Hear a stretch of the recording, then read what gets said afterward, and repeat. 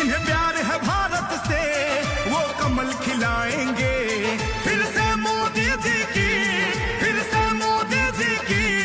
सरकार बनाएंगे। দিদি কথাগুলো কি বললো একবার সব মনোযোগ দিয়ে শুনো, তারপরে আমি কিছু বলছি।